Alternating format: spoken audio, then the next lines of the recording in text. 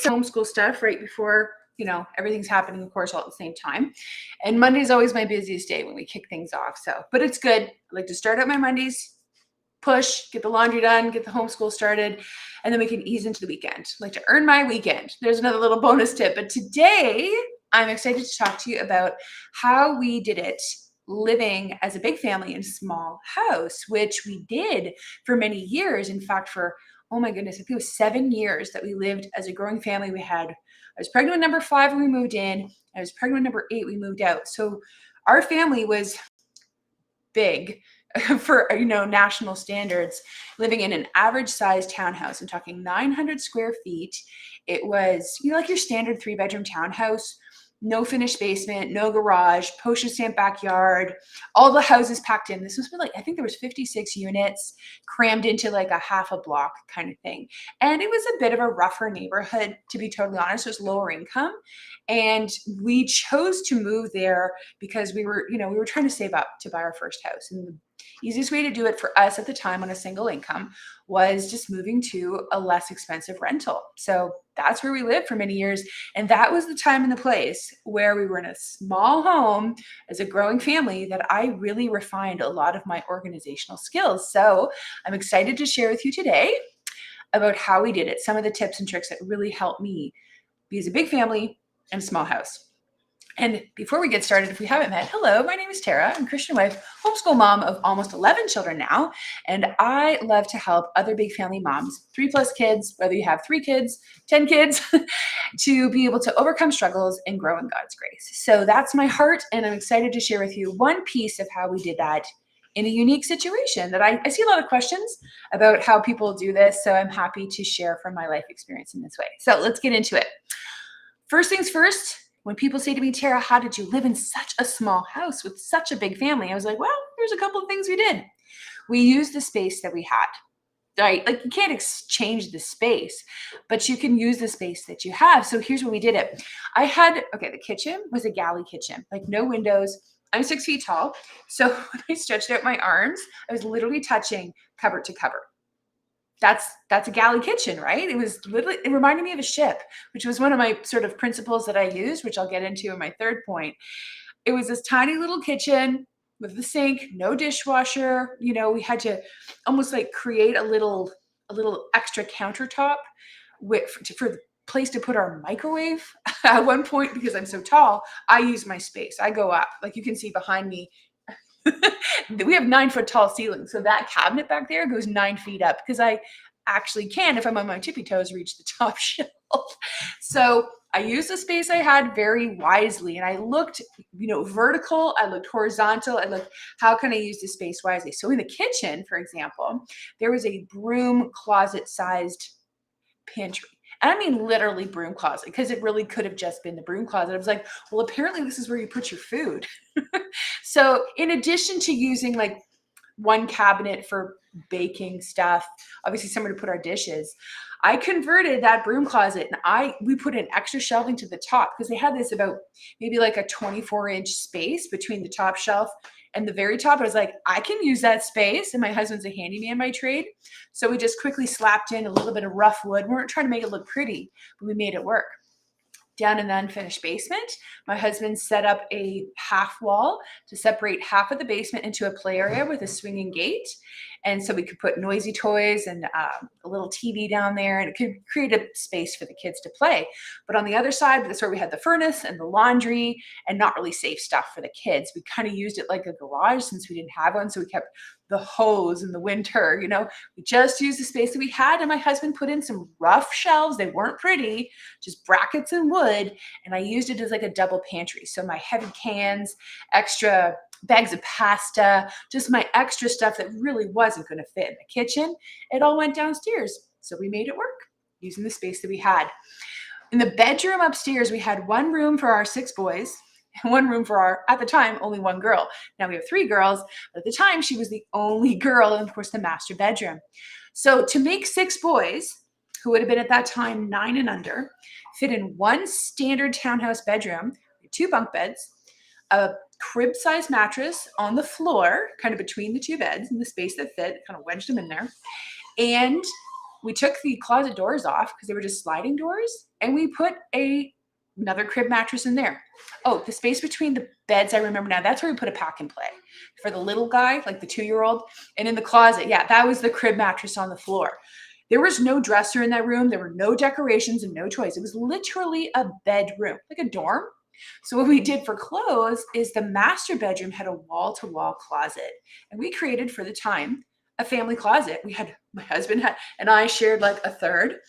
The boys share a third, and then kind of my daughter and some other miscellaneous was the other third, and we just made it work. So that's what we did by using the space we had. I really brought to that time in my life a can-do attitude rather than looking for, oh, how hard this is. I was like, well, what can I do? Because I can't change the space, but I can use the space as wisely as I can. Point number 2, I created a place for everything. This is my pirate kind, not pirate, but like a ship kind of mentality. Was galley kitchen. My house was kind of like a ship. And on a ship, everything has a place. It's like you batten down the hatches. You know what that means? Like tie everything down, because when a storm hits, everything has to have a place or they become projectiles. So fortunately, I wasn't looking at projectile level stuff in my home, but I had a double ankle surgery at one point living in this home with small children. So safety became so critically important to me, because if I took a spill, I could, destroy the work that had been done. And we paid out of pocket for this work to be done, because the only solution for my issue I was having at the time was to wait through our socialized healthcare system, which was going to take years. And the solution they had for me was unthinkable. I think they wanted to break my ankles and rebuild them. And I was like, no, but I could pay out of pocket and get a small day surgery done and get some titanium put in. Yeah, I just had to, spend $7,000, but praise the Lord, that's all fixed. That's a side note. When I was recovering from those surgeries, and I did one, and then a couple weeks later we did the other one, I'm in like this boot, hobbling around. We had to keep those floors so clean because I'm so tall that I'm like up in the atmosphere here. I don't always see what's on the ground. So I needed to know that I wasn't going to trip or stumble on just stray things. So I got really good at decluttering. And I'm going to be talking about that next month. Actually, I'm going to do a whole talk. I think I'm going to work it into a 5-day challenge of decluttering before Christmas, because this is where I got really good at it. And I know a lot of big family moms deal with clutter because you have more kids, more stuff, and you have a small space. It just gets crammed into one area, right? So I made a place for everything. I only had a few toys. So I cut our toys probably down to a quarter of what the average family has. And if you've ever done this before, or you've heard the myth that children will actually enjoy less toys, it's so true. Right? If they have so much, they get bored with it. But if they only have a little, they appreciate it, especially if you have a good attitude about it. You're not expecting them to complain. You expect them to be grateful. They probably will, right? Apple doesn't fall far from the tree. So we had a couple of IKEA type shelves in the living room with those slidey bins. And we had like one bin's for Lego, one bin's for Mr. Potato Head, one bin is for stuffies.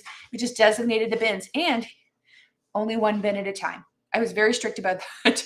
Only one bit at a time. And I taught our kids, clean up and choose your choices wisely. There was a lot of good built-in stuff there. Because everything had a place, it made it safer, and it was a sanity saver. Last point, and this is the most important one of all, I chose my attitude when we lived in that house. It was a rough neighborhood. There are some things I don't even like remembering that we would find at the park in the morning. And our backyard happened to be one of the units that actually opened onto the backyard, which was lovely.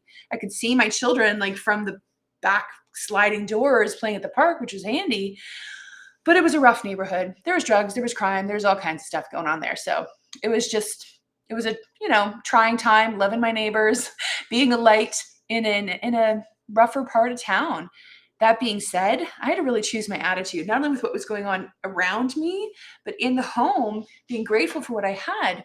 And if you're familiar with the principle of stewardship, where in the Bible, he who's found faithful with a little was upgraded with much more. So I'm not going to get into the whole parable of the stewards right now, but the principle is God looks to see how you're handling what you have right now. So at the time of my life, I had this little dumpy, brown, rundown, rough neighborhood townhouse rental. I had every excuse in the world not to treat it like my own home. I could have chosen to treat it like, this is just temporary. This isn't even my house. I'm not going to get any money or return on any investments or improvements that we make. So, why should I bother?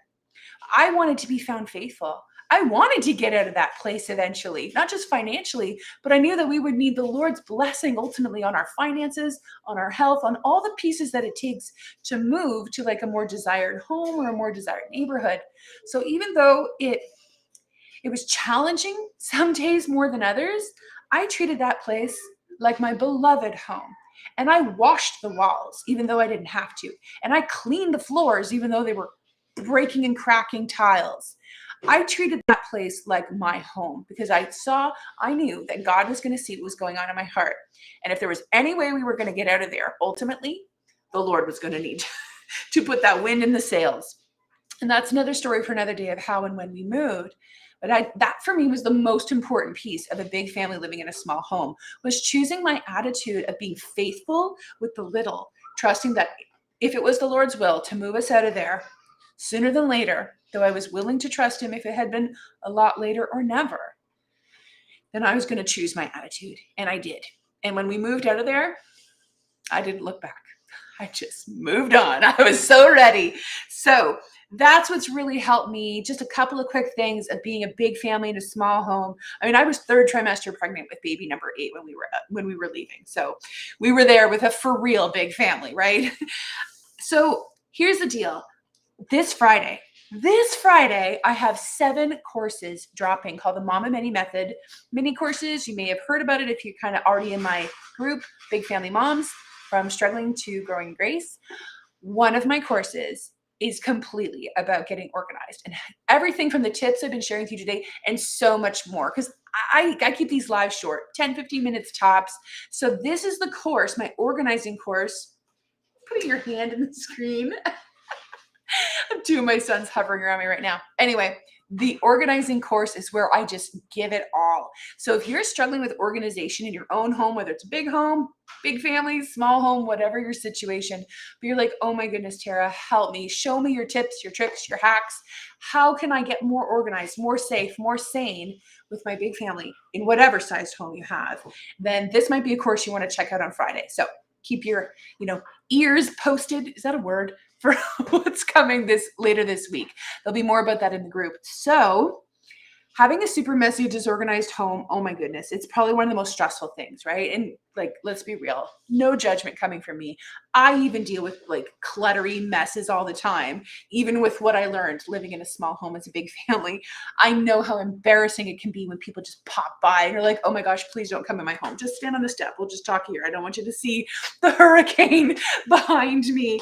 And a bunch of little kids in a small space, it just shows so much quicker. So I know how stressful it is, and I know how good it feels when you start to turn a corner. And sometimes it's just learning a couple skills. It's just making a couple changes up here that translate out here into your everyday life. So I know that it can be done, and that learning from someone who's doing it well is probably the best way to learn it, right? That way you're not like dumping on yourself anymore and feeling like a perpetual failure. So I'm so excited that I get to help other moms, big family moms especially, learn the simple step-by-step tricks that can absolutely add up over time to make your home more organized, to bring more peace and calm to your heart, to help you sleep easier, and honestly, be safer in your own home. So super excited to share that with you. Thank you for joining me today. I'm just going to do one little check real quick before I go. Looking forward to reading your comments below. Are you living in a big family home right now, but it's a small space? Are you struggling with clutter and disorganization? Feel free to pop your comments below. I'd love to help you in the group and give you some advice, and any way I can be a resource to you as a big family mom to help you overcome the common big family struggles and grow in grace, I'm happy to do that. So God bless you. I'll see you next time.